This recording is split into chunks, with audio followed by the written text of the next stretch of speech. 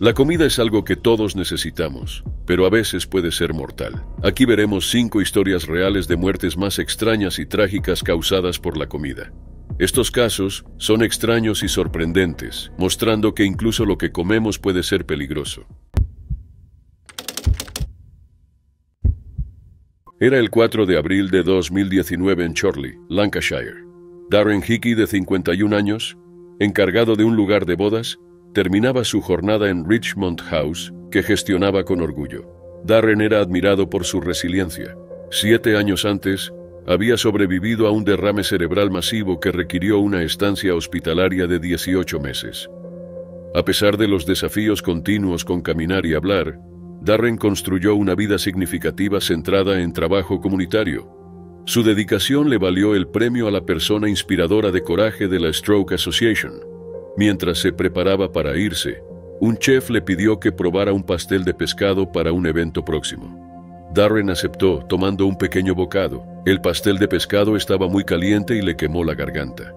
Darren lo desestimó como una molestia menor, sin conocer las graves consecuencias que traería. Pero por la tarde, el dolor empeoró. Informó a su pareja Neil Parkinson, quien le sugirió buscar ayuda médica. Darren fue a la sala de urgencias del hospital de Chorley, donde describió la sensación de ardor y la dificultad para tragar. Un profesional de la salud lo examinó y consultó con un especialista en otorrinolaringología del hospital de Preston. Debido a que la quemadura estaba en lo profundo de la garganta de Darren, no podía verse sin equipos especializados. Como no había lesiones visibles en su boca o lengua, fue enviado a casa con paracetamol e instrucciones de regresar si los síntomas empeoraban. El doctor Patrick Waugh, patólogo que luego realizó la autopsia de Darren, explicó que tales lesiones eran raras. Las quemaduras en la garganta suelen verse en casos de calor extremo, debido a accidentes industriales o inhalación de fuego. Debido a que la hinchazón causada por estas quemaduras se desarrolla lentamente, los síntomas pueden parecer manejables inicialmente, pero se vuelven mortales con el tiempo. Este retraso dificultó la identificación y tratamiento de la condición de Darren. Más tarde esa noche, Darren intentó descansar en casa, pero su garganta continuó hinchándose. Alrededor de las 9:45 p.m., Neil encontró a Darren ahogándose y luchando por respirar. Intentó ayudar, pero Darren se desmayó.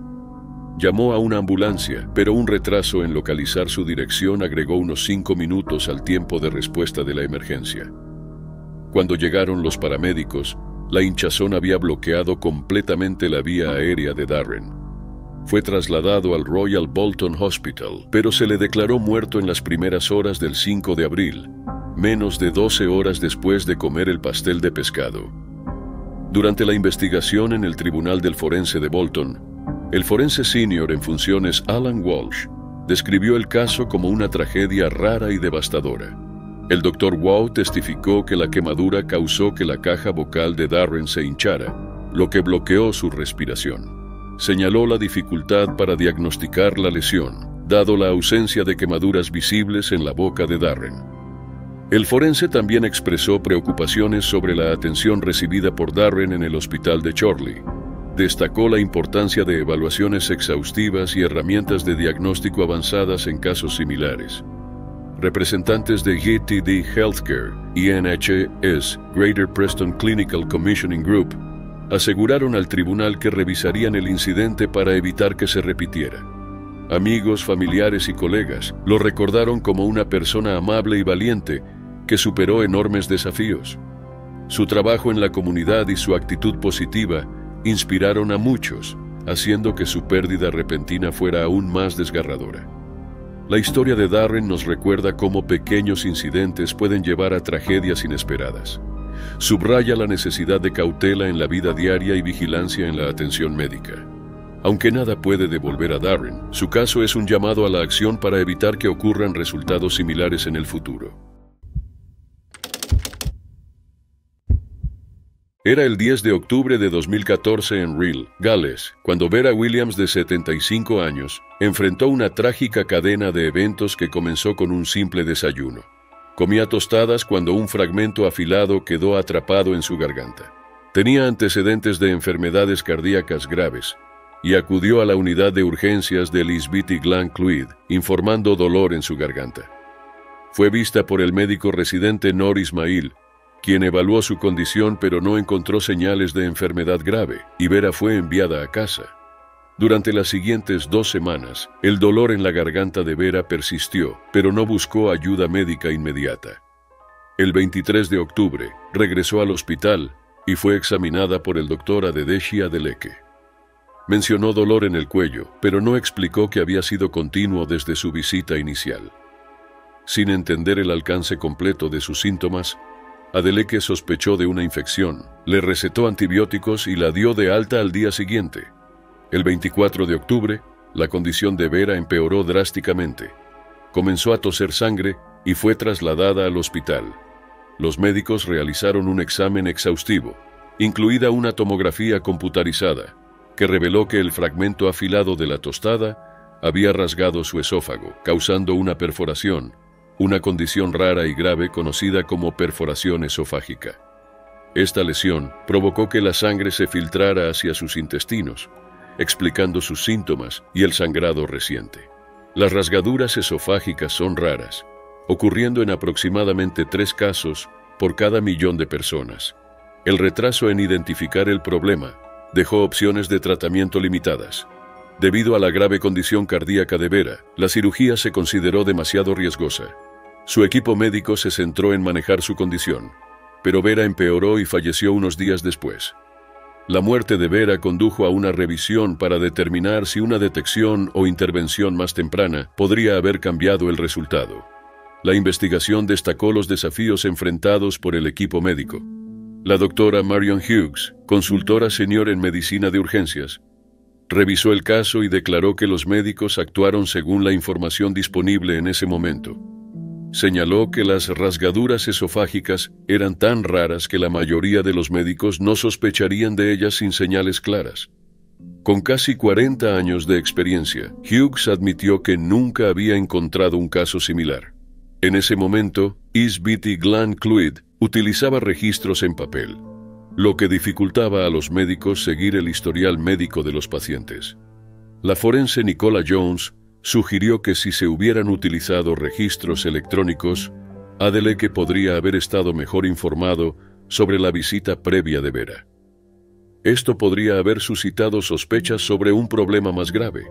Aún se está determinando si el resultado habría sido diferente, dado los problemas de salud preexistentes de Vera. El caso de Vera Williams es un desgarrador ejemplo de cómo desayunar puede llevar a graves consecuencias. Su historia también resalta la importancia de una comunicación clara entre pacientes y médicos. Si Vera hubiera mencionado la naturaleza continua de sus síntomas durante su segunda visita, se habrían realizado investigaciones más exhaustivas. Aunque los médicos involucrados actuaron según la información que tenían, la tragedia subraya la necesidad de mejorar los sistemas para garantizar que los historiales de los pacientes sean accesibles y considerados durante el tratamiento. Era el 25 de febrero de 2010 en Invercargill, un pueblo tranquilo en la isla sur de Nueva Zelanda. Christopher Hodgkinson descubrió a su pareja por 15 años, Natasha Harris, desplomada contra la pared del baño. Ella luchaba por respirar, falleció de un paro cardíaco. Tenía solo 30 años. Natasha dejó atrás 8 hijos pequeños y a un compañero que lloraba su pérdida. Su muerte reveló una dependencia preocupante de Coca-Cola. La adicción de Natasha comenzó en su adolescencia. Su consumo de refrescos aumentó a 10 litros al día, equivalente a 18 pintas. Esta cantidad excedía la ingesta diaria recomendada de azúcar por más de 11 veces y duplicaba el límite seguro de cafeína. Su rutina diaria giraba en torno a la Coca-Cola, comenzando el día con un vaso y terminándolo de la misma manera.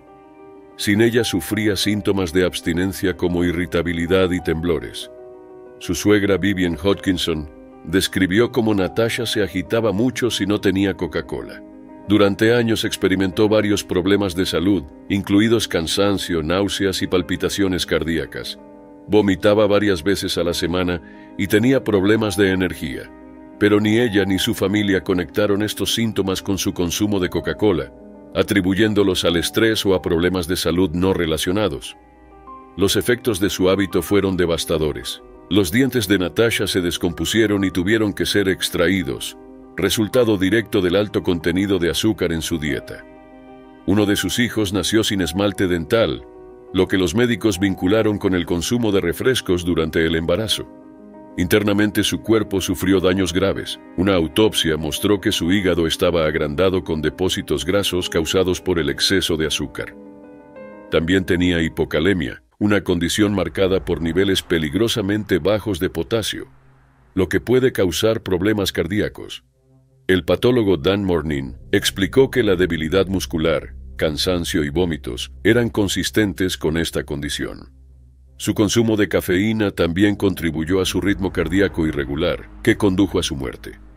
El día de su fallecimiento, Natasha no parecía mal aunque se quejaba de sentirse así. Más tarde, Christopher la encontró sin respuesta en el baño, pero los paramédicos no pudieron salvarla. Una investigación sobre la muerte de Natasha destacó el impacto extremo de su adicción a los refrescos. El forense David Crerar concluyó que su consumo excesivo de Coca-Cola jugó un papel importante en su paro cardíaco. Afirmó que su muerte no habría ocurrido sin su consumo extremo de refrescos. La combinación de azúcar y cafeína causó serios desequilibrios metabólicos, incluida la hipocalemia. Expertos en salud señalaron que consumir hasta 8 litros de líquidos diarios puede ser perjudicial, incluso sin tener en cuenta el azúcar y la cafeína. Coca-Cola Oceania expresó su decepción con los hallazgos, argumentando que no existía consenso sobre la causa exacta del ataque cardíaco de Natasha, y afirmaron que no podían controlar cuánto de su producto eligen consumir los consumidores. Instó a Coca-Cola a incluir la cafeína en las etiquetas y añadir advertencias sobre el consumo excesivo. También pidió al Ministerio de Salud de Nueva Zelanda considerar regulaciones más estrictas sobre bebidas con cafeína. Algunos expertos dudaron de que las etiquetas de advertencia hubieran cambiado el comportamiento de Natasha. Catherine Rich, del Consejo de Alimentos y Comestibles de NSET, señaló que Natasha también fumaba en exceso e ignoraba los consejos médicos para otros problemas de salud, sugiriendo que factores más amplios en su estilo de vida contribuyeron a su muerte. Los familiares describieron a Natasha como una madre cariñosa que priorizaba a sus hijos por encima de todo, a menudo a costa de sí misma. Se saltaba comidas para asegurarse de que sus hijos tuvieran suficiente y pasaba semanas planeando sus cumpleaños para hacerlos especiales. Su hermana Raelynn Finlayson compartió cómo la dependencia de Natasha por la Coca-Cola se convirtió en un mecanismo de afrontamiento en una vida difícil. Luchando con sentimientos de estar atrapada y sin esperanza, usaba la Coca-Cola como otros podrían recurrir al alcohol o las drogas para consuelo. Tras su muerte, el compañero de Natasha luchó por cuidar de sus hijos, quienes fueron colocados en cuidado estatal. Christopher enfrentó desafíos adicionales, incluidos problemas legales y presión financiera. Su familia espera que su trágica muerte aumente la conciencia sobre los riesgos potenciales del consumo excesivo de refrescos y las luchas más amplias relacionadas con la dependencia. Era el 20 de julio de 2022 en Mumbai, India, una ciudad llena de vida. Para Rekha Nishad, de 27 años, la vida no estaba exenta de luchas, pero las enfrentaba con resiliencia. Vivía en una casa modesta en la zona de Malad West Pascal Wadi, con su esposo y cuñado.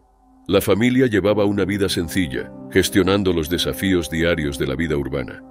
Durante semanas, su hogar había sido acosado por un persistente problema de ratas. Decidida a resolverlo, Rekha ideó lo que pensó que era una solución efectiva. Inyectó veneno en unos tomates, con la intención de usarlos como cebo para las plagas. Esa noche Rekha regresó a casa después de un día agotador. Esperando una comida rápida y reconfortante, preparó fideos instantáneos. Su programa de televisión favorito sonaba de fondo mientras cocinaba, brindándole un raro momento de relajación. Distrayéndose con el programa, Rekha tomó accidentalmente un tomate envenenado y lo agregó a sus fideos. Rekha se sentó a comer, sin saber del error. Después de la comida empezó a sentirse mal. Pensó que era un malestar estomacal, tal vez por algo más que había comido. Sus síntomas empeoraron rápidamente, con náuseas intensas y un dolor severo. Su esposo y cuñado pronto se dieron cuenta de la gravedad de su estado y la llevaron rápidamente al hospital Shatabdi.